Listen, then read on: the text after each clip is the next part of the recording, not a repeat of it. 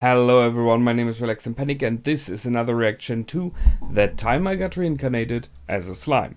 It is episode 19 and you know what to do as always. If you want to see the reaction itself, just go down into my descriptions, follow the links, replace the parentheses dot parts as real dots and enjoy. Once you've done, feel free to come back here and hear my thoughts about this episode. So, see you soon. For those that came back, welcome back. Now, there was an entertaining little episode. And I think you could clearly see the differences in power level of many of the characters. Just how they've fared against the sharks and against Charybdis. So there are major differences, which are not so easy to spot otherwise. So that's cool that I can see that in the picture now, and especially seeing Milim, right? So let's go through it. First things first, we have Dorf, Captain Dorf. What a name, seriously. Captain Dorf from the Pegasus Riders and 100 Pegasus. I like it. So the King Gazel sent some of his men to support, and I did not really see what they did. It's a bit weird there, because Rimuru stated that they increased their power by a tenfold, so they should be pretty powerful and efficient, but I did not really see them fighting or attacking anything.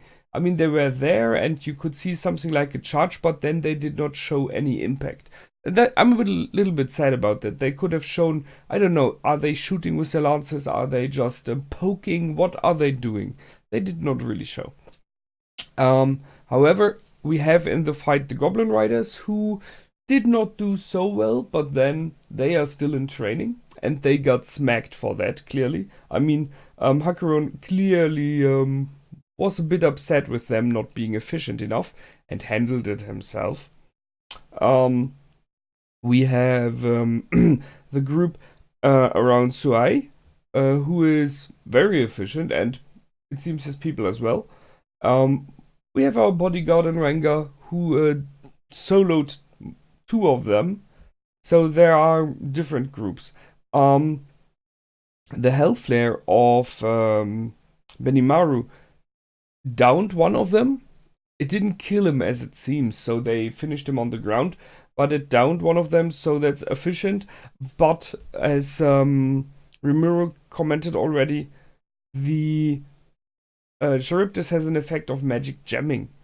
So there's an effect that magic is not as efficient around it as it would be normally. So that might be something we will have in the future, because Charybdis brought along a lot of very potent skills and abilities, which are inside of Rimuru now because he swallowed her. And he is analyzing it by now, so it will take a while. This appraisal, possibly something. It is not as powerful as our dragon friend Verodora, but it will take a while, I guess, to swallow that and analyze it. So we will have to wait, I guess, and then we will have even more skills. Tactic-wise, they did the right thing, so they split the group.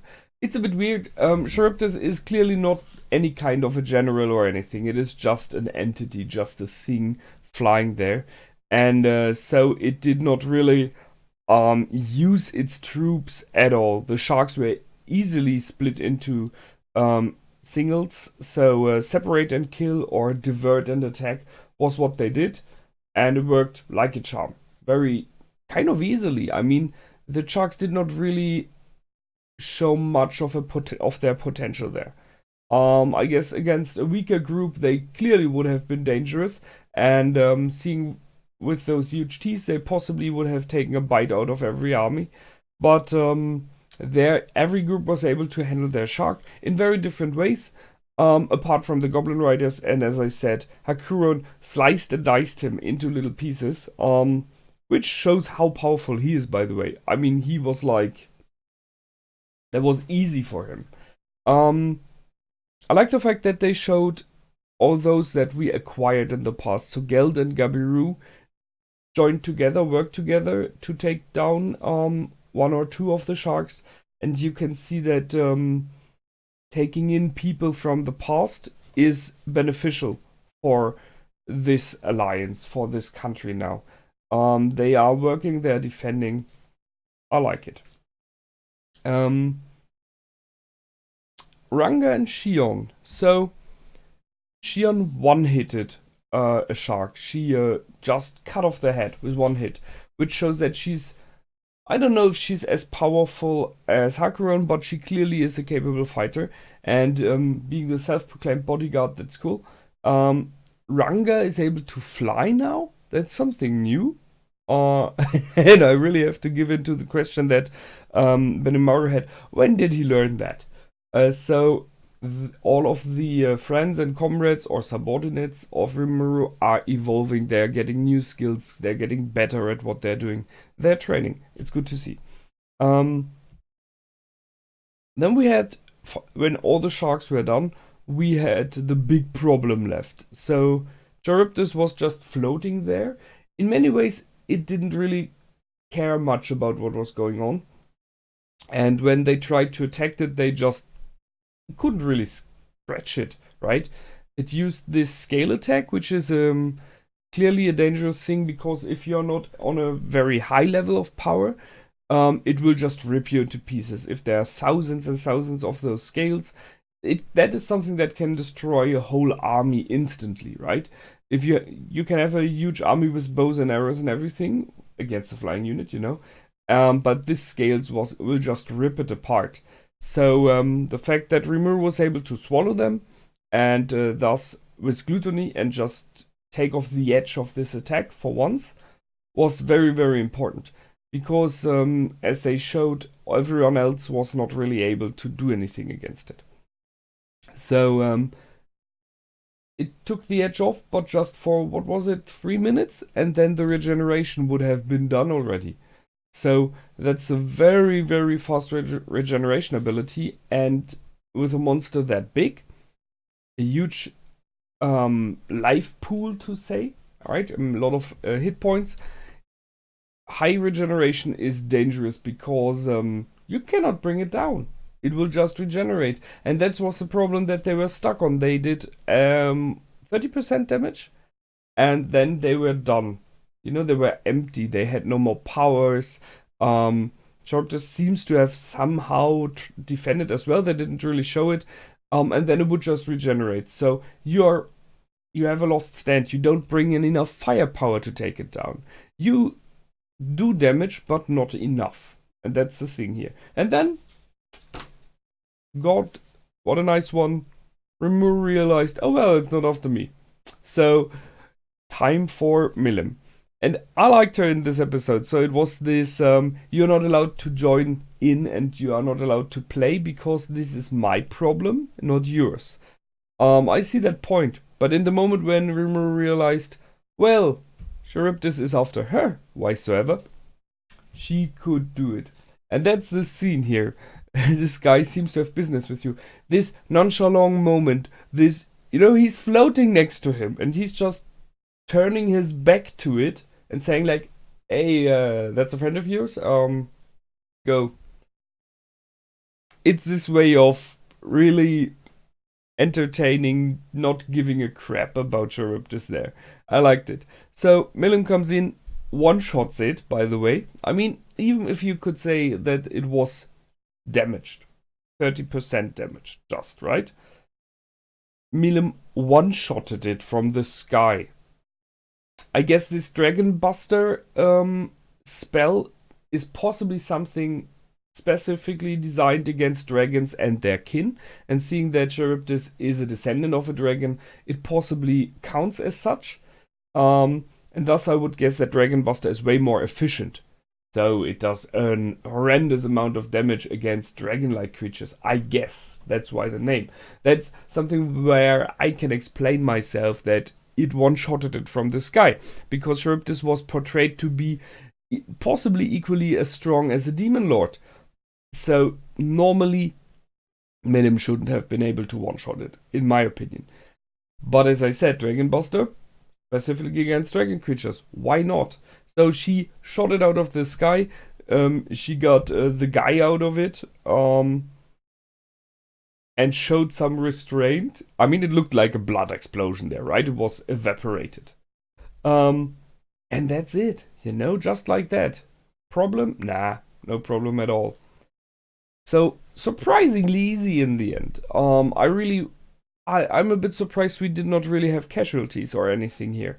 So, that went well for Rimuru and his men. Not sure if it will be the next time when anything like that comes around. So, when they're back on the ground, Captain Dorf does not believe that Milim is a demon lord. I mean, he was lucky there that he was not ripped into pieces. She is showing restraints right now, that's true. But doubting her abilities and doubting her as being who she is something that she very likely will be mad about, right? So he's lucky he got away there. He believes there's kind of a magic weapon. I'm pretty sure his king knows better. And I'm pretty sure he will understand what that means. And that might be an interesting thing to happen, because the king, Gazel, is having kind of an alliance with Rimuru, we know, right? So what will he think about having a demon lord in this city now? And talking about those, another demon lord now being in an aggression pact with him. I mean, this other demon lord, Lord Carrion, who smacked the living hell out of his subordinate very nicely. He is a leader of a nation. So he owns or leads the beast nation of Orazania, I think it was. And they have a non-aggression pact now, which is cool. So on a scale in the world, we do have more and more kingdoms and nations joining treaties with the Alliance of Yura, with the Forest Alliance, which is a good one. And he seems to be a nice guy. I mean, he sent in his men to just check what's going on, and they just did wrong, right? Which, by the way, I realized he apologized for. Not the king, but what was his name? The guy that was Charybdis. I mean, he has his face smashed in at the moment. Let's see when we see him again. So he apologized, and I like it. I commented that last time. Just go back and apologize. They will forgive you. Rimuru is like that. And they did. And they let him go. Until the moment when his master came in and, showed him what the ground is like. On the floor. So, it was a fast-paced episode, a lot of action. As I said, you could see the different power levels. So, the Goblin Riders being potentially weak, although we know that they are strong by now. The group around Benimaru and all his mates are, as expected, strong and getting stronger. Rimuru being even stronger than them, but not able to touch Charybdis really much. I mean, he did just use 1 or 2 spells, so, and he did some damage at least. Charybdis, let's take her out there. And then there's the Dragon Riders somewhere, the Pegasus Riders, I think, somewhere below him, and I guess that Benimaru and his group would be able to take the Pegasus Riders as well. But Milim is on a complete different level. She's way higher, as we knew already, as we expected.